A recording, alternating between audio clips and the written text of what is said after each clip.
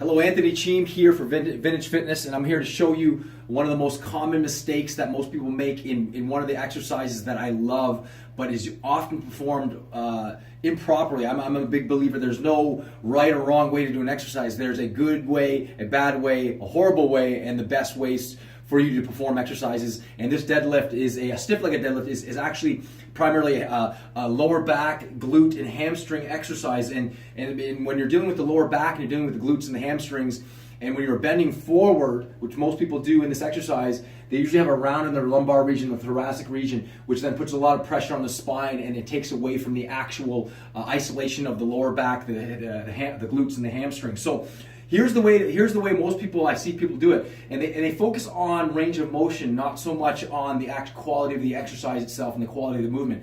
So the first part of this is how to not do it the best way, or the most poor way to do it, and to increase and enhance your chances for injury. So one of those things is people tend to have a fully straight out legs. You can't really see it, but your legs are fully straight, your legs are nice and close, but what the people tend to do is they start to bend forward, not at the hips, but they bend forward at the shoulders and the thoracic and the lumbar region. They end up going further down like so, and they think range of motion is the best thing here. If I can touch my toes here, that's I'm having a quality exercise, but that's not necessarily the case. So the proper way to do it, so if you're holding weights in your hands, I'm grabbing some weights here, okay?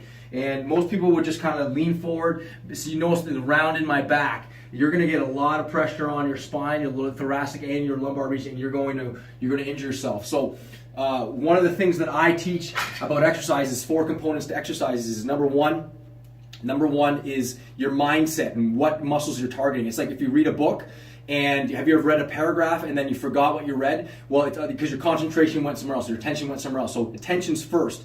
Tempo's number 2. Number 3 is the tempo, and number 4 is the quality of your posture when performing that exercise. Okay, so again, we want to focus on your mindset. So again, I talked about how we're going to isolate the lower back, the hamstrings, and the glutes and the hamstrings, which is behind the leg here.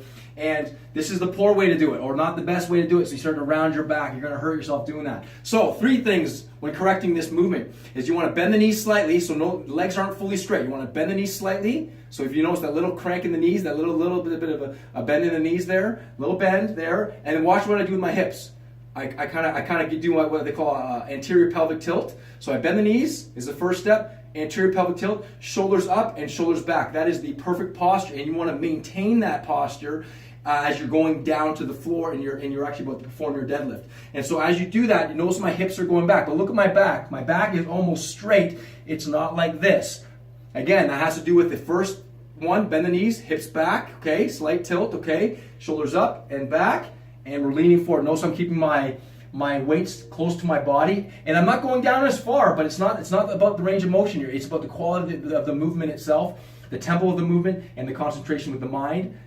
And we're moving in this nice position and back to normal position. Bend forward, again, knees slightly bent, hips are back, shoulder blades back, nice posture up. And this is one of the exercises most people tend to do not the most effective way, and if you don't do it with the best of intentions and with the best form and the posture and the tempo and the range of motion and your mindset involved, you're going to increase your chances of injury. So that's what we want to do. Again, slight bend the knees, hips are back, shoulder blades back, shoulders up and back. One more time. Notice my knees are slightly bent, my hips are back, I'm sticking my butt out to the world, and we are going back to starting position. I hope that helps. And again, my name is Anthony Cheam for Vintage Fitness. Thank you so much. Take care, guys.